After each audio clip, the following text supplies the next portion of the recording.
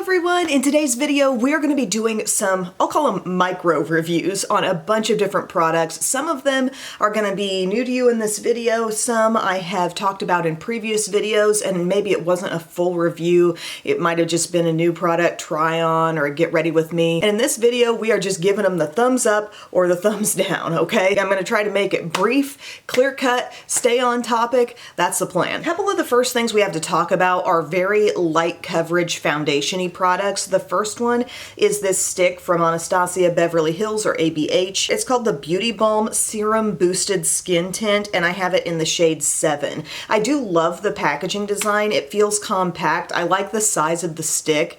That oval shape really feels good as it crosses over the skin. I like the surface area it's able to cover, and I think it would be awesome if other foundation sticks would follow suit. The interesting and very unique thing about this stick, it is a light coverage but highly moisturizing foundation stick. So I've continued to use this since the first video where I put it on, and I don't feel like it has the best staying power for me. The added hydration is nice, and as someone with normal to dry skin, I feel like I can use it. It doesn't feel too much for me. I think it would totally feel like too much for somebody with oily or combo skin, perhaps. It blends into the skin nicely, and I think there is a place for a really light coverage foundation stick for people who want the format but they just don't want thick coverage. But personally, I'd like to have seen a little more coverage out of this and maybe just a little less of the rich moisture, simply because I think that's the reason why it's not wearing super well around, you know, like the little corners of the nose. When I use this, a patchiness can kind of develop between the brows, different places where I just see wear, and it's gonna only get harder during these hot months where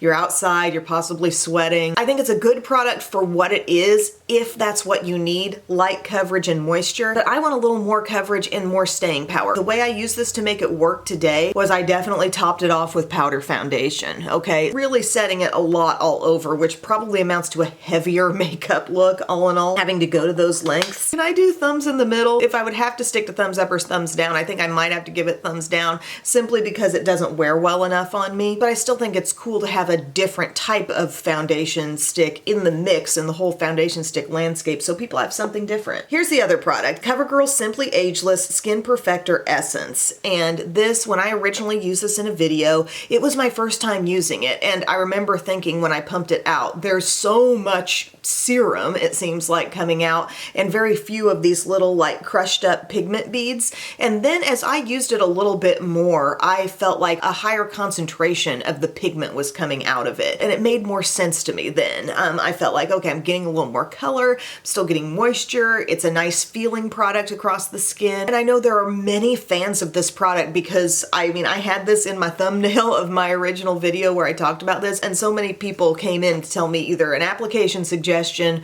or, you know, just their testimonial on how much they love this. So I get it. I understand that it's a very loved product. Not everyone wants a lot of coverage. This doesn't give a lot, but it does give moisture to the skin. It's not going to exaggerate the look of fine lines. To me, it kind of feels like a combined skincare treatment plus a little bit of pigment. That being said, when you're relying on this as your base step of your makeup, for me, I did not have good staying power with this, and I've tried it multiple times. It does not end up looking good on me at about 3/4 of the way through the day.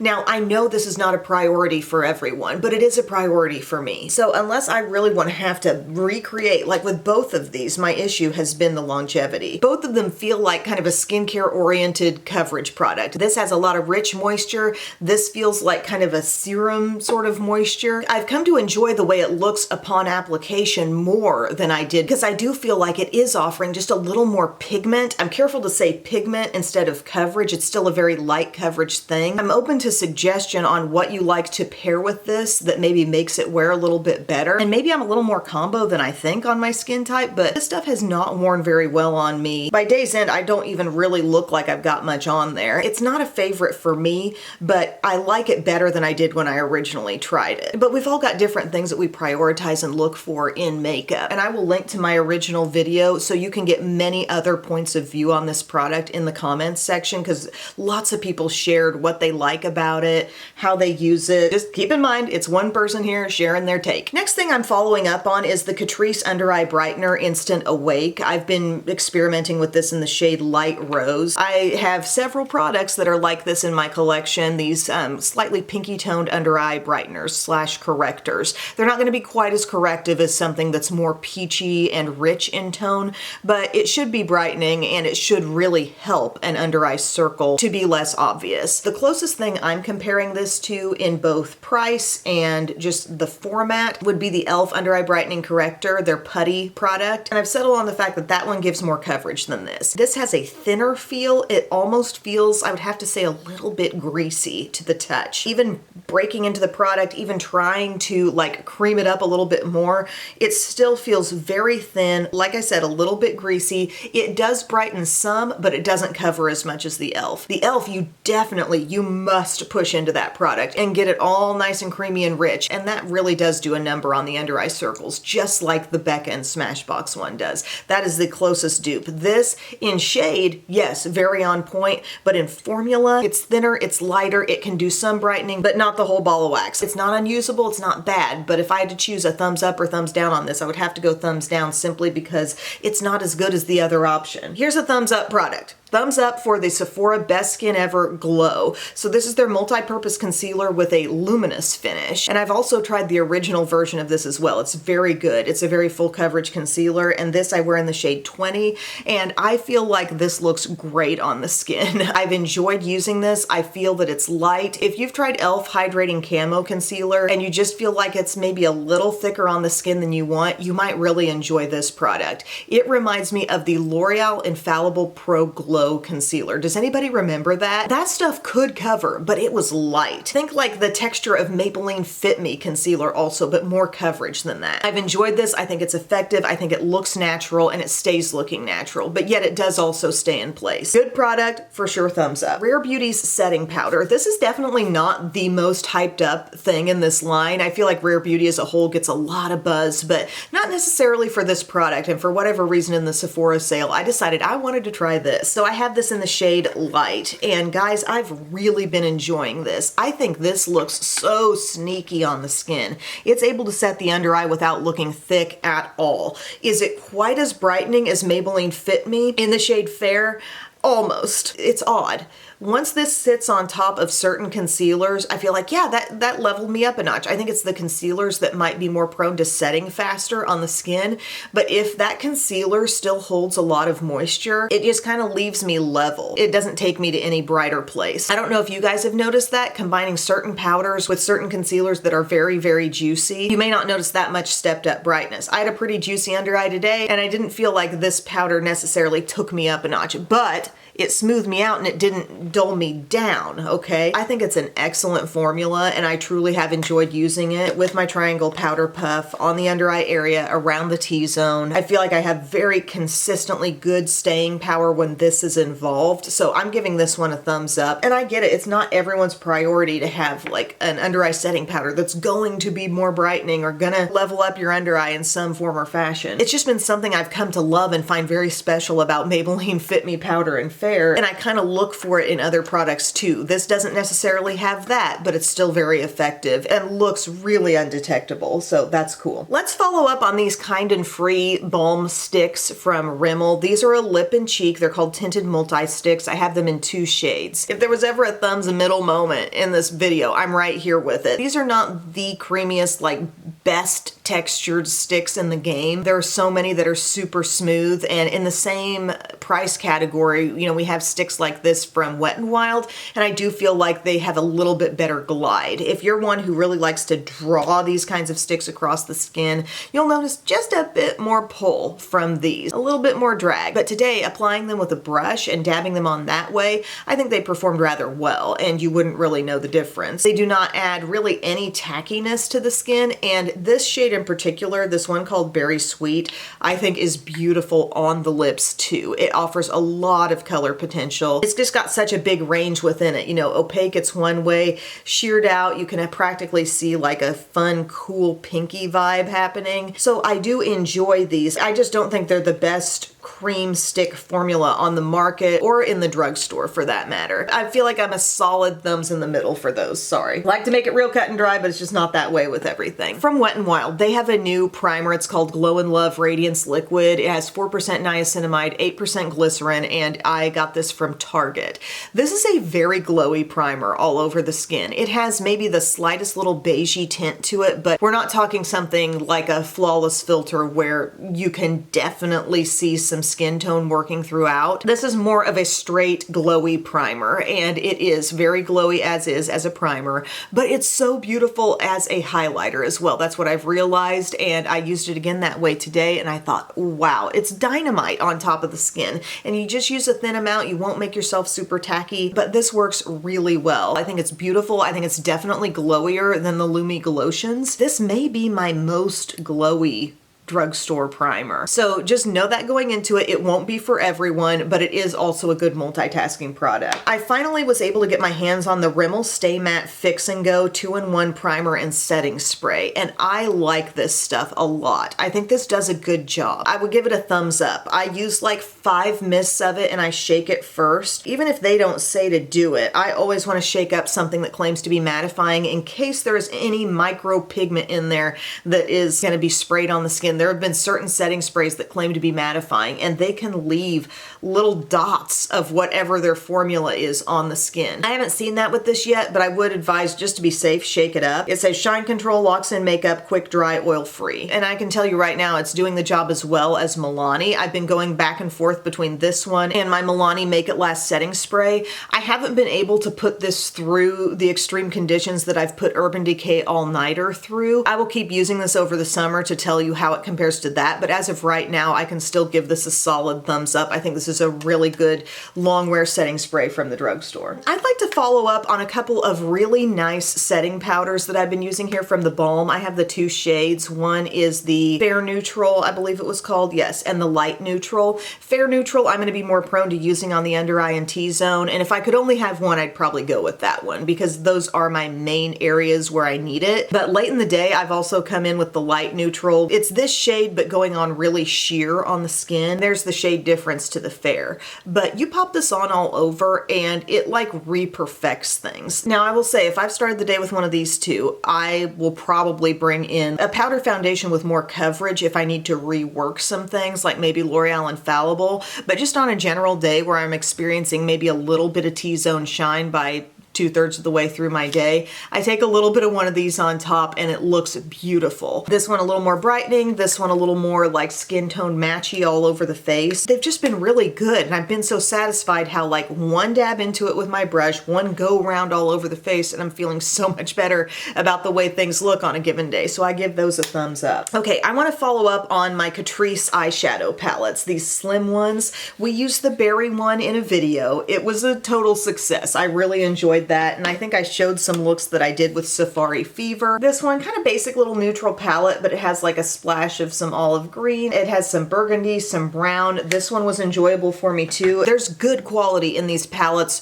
with maybe just a shade or two here and there that's a little bit on the flaky side as far as the shimmers go. But I hadn't yet used the Coral Crush, and I used this over the weekend and I did a beautiful look with it.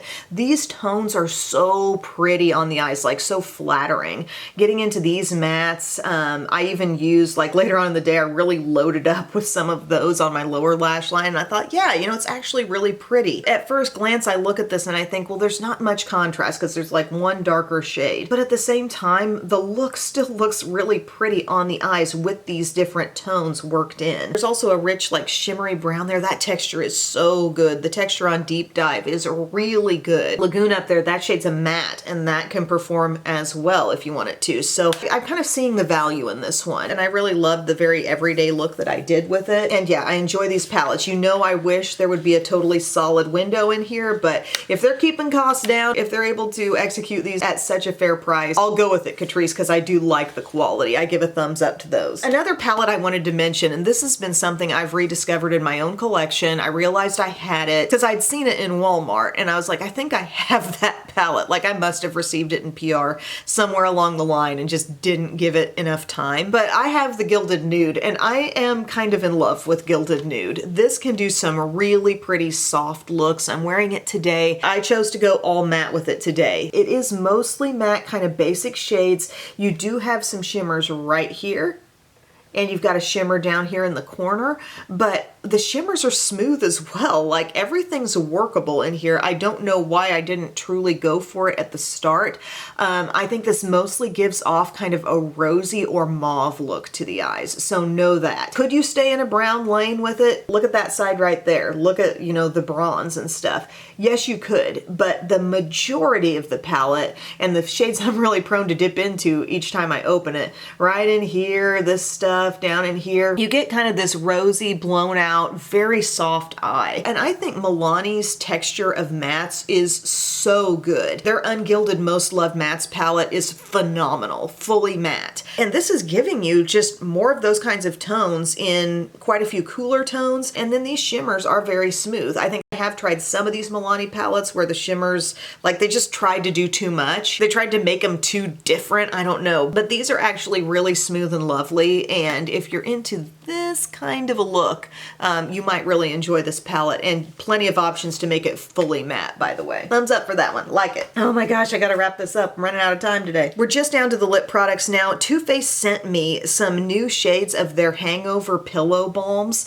I love this formula, by the way, and this is not a new thing. I mean, I've talked about how these have a great treatment-oriented feel. There's a thickness, not an annoying thickness to me. Now, if I get too much of a lifter gloss on, or I get too much of a Fenty Gloss Bomb on my lips, I'm feeling like lighten it up, lessen it up, blot me off. These have a thickness, but it's not just like goopy gloss. It's a richness, and I love it. And I love how after it sits on your lips for like 30 seconds or so, it feels cooling and refreshing. And they're putting out more shades. And I know this vanilla one has been out at least in a mini size, maybe in a holiday kit, because I think Belle has it. But the smell on this is so good. I'm in a real vanilla phase with scents right now. It's so sweet. It's so perfect. You feel like you're smelling a Bonnie Bell, what do they call those, lip frostings back in the day? Just close your eyes and smell it. And it's that kind of thing. This has a little soft shimmer in it, okay? So some of these are creamy in this line, some have the shimmer. This has shimmer, and I think it's very pretty, topping off like a nude lip liner. And then the colorful shades that they sent, Cranberry Crush. I am all about this soft, let's call it dusty rose or dusty red. It's so pretty. It's right up my alley. It's the kind of shade I'd want to wear every day. I love it. It's a huge thumbs up for me on that. I mean, I love the amount of pigment they're willing to put in these products that originally, you know, they came out with a lot of like kind of soft, kind of barely there moments with these. Like I have a cocoa one that I like. It looks a little bit nude on the lips. I have a banana one that's basically colorless. Their original one, you know, looks like this. It was a good product done that way, but I'm loving the color infusion and how they haven't changed the formula a bit. And then this guy. This also, I think, may have been in a holiday kit, but the shade is called Pink Mint, and the shimmer on this is gorgeous. You get a lot of pinky pigment, but that same rich, thick, like doing your lips a favor kind of feel that's not at all annoying. Take your more colorless ones and use them before bedtime. Like they're a really good product, a very good lip prepping step too, if you're thinking about lip care hand in hand with your skincare before you start makeup. But I'm loving these, loving all three. If I had to pick one, I think Cranberry Crush might be the fave though. Tried a new lip gloss from NYX recently. These are their Butter Gloss Bling. So butter glosses, we know we like the texture of those. Those are gonna be kind of a lightweight feeling gloss, but not so lightweight that they feel greasy or like they're slipping outside the lips. And color opacity on these kinds tends to be like maybe a 60 to 75%. There's some shades that you try and you're like, yeah, I feel like that gave me a lot of color. These I see some sheerness in, but still they're very evident on the lips. So the first one I tried on with no lip liner, this is the one called Big Spender. It's like a deep rose and it has a coppery shimmer in it. It's really pretty. I don't feel a texture out of these. Like I'm not feeling chunky glitter. The sparkle in them is very fine, but you can see it's really pretty across the lips. So that one's a little more rosy, and then I got a more brownish one that's called Hustla. And this one is like a brownish kind of cocoa colored gloss, and it has like a golden or possibly rose gold shimmer in there. And then the look I'm wearing throughout this video, I have a lip liner on. I have Rimmel Lasting Finishing Cappuccino on all over the lips with Big Spender on top. I would give these a thumbs up. I do like them. However, I'm not coming away with like, oh oh my gosh, must try kind of vibes. And thinking about the products I just talked about, they're so nice on the lips, but they're treating my lips more. They're making them feel better after the fact, you know, after having had them on. These are nice and fun. I will give them a thumbs up, but I'm not like falling over. They're so good. They're pretty. They don't last long. They don't even cling on to the lips as well as the Hangover XLs that I just mentioned. Thumbs up, but like room for improvement. Big thumbs up for this last item here, these Rimmel Lasting Finish lip liners. My first time trying this particular line of lip liner from Rimmel, and I have a couple of really pretty neutral shades. One is called 90s Nude, Classic Dusty Rose, really pretty. These hang on the lips almost as good as a Revlon Color Stay lip liner, and you will be paying a little bit less for these. I find them at Walgreens, by the way. So I like that 90s Nude shade. It's very basic, but a little bit rosy. And then if you want a brownish one, check out Cappuccino. We're talking cool brown, and can be full-on brown if you really like press hard and apply it very opaque. I kind of keep it around the perimeter, and then I ended up taking Big Spender from NYX and putting it on top of that for my lip look today because I'm just so into a brownish look. But I think these are phenomenal. I like using 90s Nude all over and then putting Cappuccino kind of around the outside and blending it in. I think that's super pretty, but thumbs up there. Thank you all so much for watching. I've got to get going, but I appreciate your time. I tried to keep this short, but I feel like I went on forever. Let me know if you have any questions, any input in the comments section about these things, because it's always useful to get other people's stories on stuff. And yeah, I will see you again in my next video. I love you. Bye.